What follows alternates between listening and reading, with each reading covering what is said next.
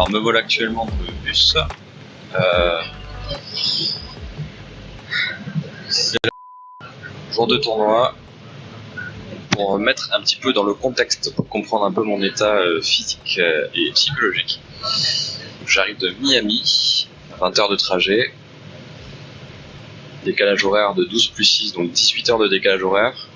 Je me suis réveillé à 5 heures les 2 premières nuits et j'ai dû dormir 5-6 heures cette nuit, donc je suis éclaté. Je comptais travailler mes échecs, j'ai pas travaillé mes échecs, et on est bien quoi, j'ai même pas fait un peu de tactique, rien du tout. Je suis pas fier, mais bon, compliqué, je suis fatigué, j'essaie de récupérer. Et bienvenue dans les coulisses, la post-production de cette vidéo, grâce à laquelle je vais pouvoir vous rajouter des petites informations, des petits détails, des petites choses sur les joueurs que j'ai pas forcément pensé à dire de suite dans les vlogs. Pour commencer, c'est un tournoi en 6 rounds, donc 6 matchs, 15 minutes par partie avec 5 secondes de rajout. C'est assez rapide, il vaut mieux être bien réveillé pour jouer. Au stade, je pense à un hippodrome en fait, et il me semble que la salle a vue sur l'hippodrome. Bon, écoutez, c'est le temps d'Auckland, donc voilà, vous voyez pas trop, mais il pleut de manière abondante. Et après, la salle est vraiment cool. Bon, je suis dans les gradins là. En gros, première partie, je joue avec les noirs. On me joue D4. Je sais même pas ce que je joue là. G6, une moderne. Enfin, horrible. Je me fais souiller pendant 10 coups. Je souffre. J'arrive pas à sortir mes pièces. Compliqué. Bon, bien sûr, complètement stressé. Le cœur qui bat à fond. J'essaye de. Je cherche la nulle, hein. Clairement, je cherche la nulle. Et là, il m'autorise à prendre la paire de fou. Donc, je prends la paire de fou. J'ouvre la position, et en ouvrant la position, il fait une erreur de calcul, et je gagne un pion. Je gagne un pion que je garde jusqu'à la finale. Enfin, pas jusqu'à la finale, jusqu'à la fin du milieu de jeu. Et là, je claque une petite tactique, sacrifice de tour sur cavalier. Je vais essayer de mettre un écran pour que vous puissiez visualiser.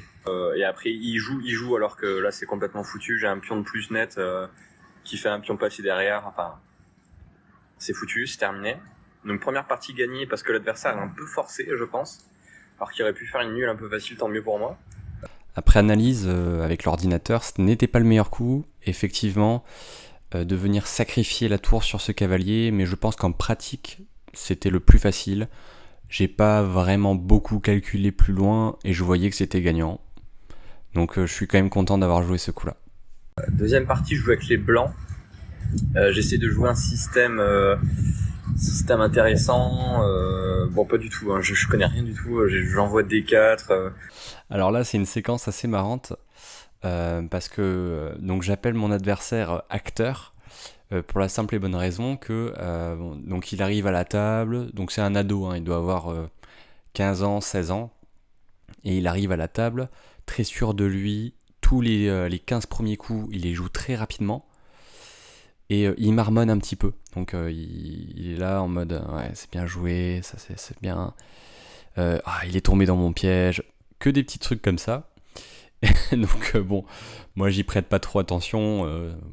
J'y vais, pour ceux qui me connaissent un peu personnellement, je suis pas le plus grand compétiteur. Voilà, je suis pas un requin dans l'âme, on va dire. Donc moi, bon, je laisse un peu passer ça. Il fait également une faute, une petite faute, c'est-à-dire qu'il touche une pièce, il la joue pas derrière. Alors normalement, il est dans l'obligation de jouer un coup avec cette pièce en question. J'ai laissé passer l'acteur, hein, c'est vraiment court Florent, il marmonne pour vraiment me déstabiliser. Équilibré jusqu'à la fin du milieu de game. Et je donne un pion et je rentre dans une finale qui est complètement pas perdante, mais qui est vraiment pas bonne, avec il a un pion de plus, donc moi je peux plus gagner. Et à force de me torturer, je lâche, alors que c'était nul, hein. La position était nulle, mais je lâche. Donc deuxième partie défaite. Et troisième partie, mon adversaire, il a peut-être 8 ans, un enfant. Donc moi je suis vachement, je reste sérieux. Je me dis que c'est pas parce qu'il a 8 ans que il est pas fort, tout ça. Il a quand même un classement FIDE. peut-être qu'il sait jouer, quoi. Il me donne une qualité et une pièce en 20 coups. Et ça m'a tué.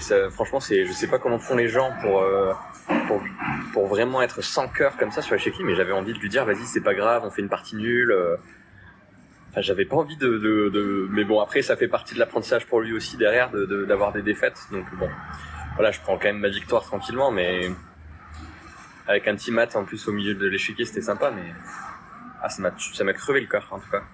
Là, je fais une petite pause et cookie, et pour attaquer la 4e partie. Donc on est à 2/3. La défaite est rude, très rude.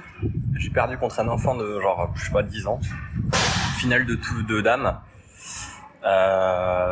Complètement nul. Il fait les répétitions, je force le gain alors qu'il n'y a rien du tout. Et voilà, je rentre dans une finale de pion qui est complètement perdante. Et voilà, défaite. Ouais, on sent dans ce vlog là que je passe moins de temps, hein. J'étais assez déçu par cette défaite. Je dois prendre la nulle tous les jours. Donc le petit jeune assez énervé, hein. C'est pour ça que je l'ai appelé énervé. Parce que à chaque fois il appuie sur la pendule très fort, il joue ses pièces avec un peu une violence.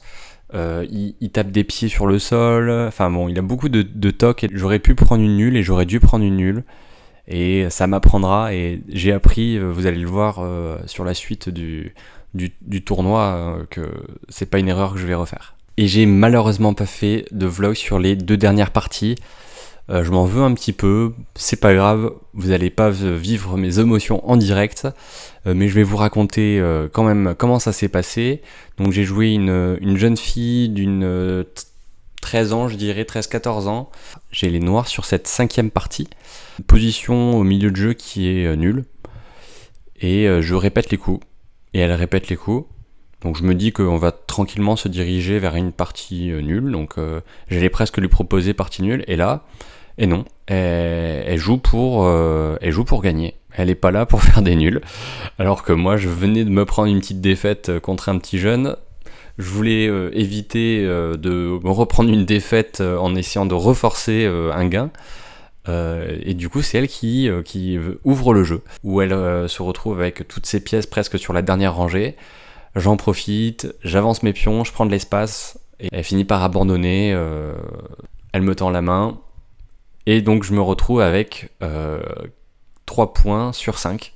3 sur 5, j'étais plutôt content en attaquant du coup la dernière partie, qui est assez importante pour moi, car mon objectif sur les 6 parties était d'obtenir plus que la moyenne. Donc si je fais un match nul, 3,5, je suis dans les objectifs que je m'étais fixés.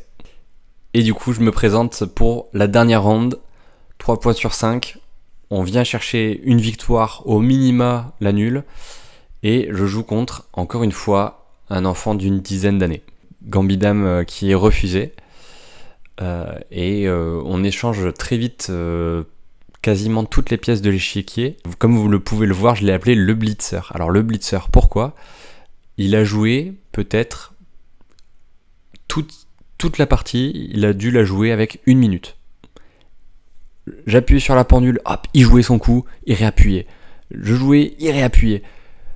Il avait pas le temps, il avait clairement pas le temps, je sais pas pourquoi, mais bon, je pense qu'il est jeune et il a pas pris le temps de jouer. Et je vous montre du coup cette position dans laquelle il s'est arrêté, net, et il a compris qu'il était perdant. Et là, il s'est mis à réfléchir pendant 2, 3, 4 minutes, alors que la position est complètement foutue. Il n'y a plus rien à faire, j'étais complètement gagnant, et malheureusement, il a joué beaucoup trop vite. Et il a fini par jouer jusqu'au bout. En fait, il a joué jusqu'au bout. Il m'a laissé le mater sur l'échiquier, juste pour voir si j'étais capable, avec 3 pions de plus, de mater. Et voilà, je finis ce tournoi avec 4 points sur 6. Et une petite surprise à la clé.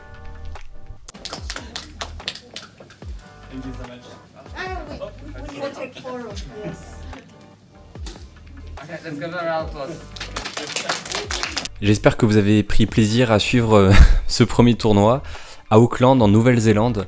extrêmement stressant, mais énormément de plaisir aussi à faire ces parties. C'est dingue la différence qu'il y a entre jouer sur internet et jouer en vrai.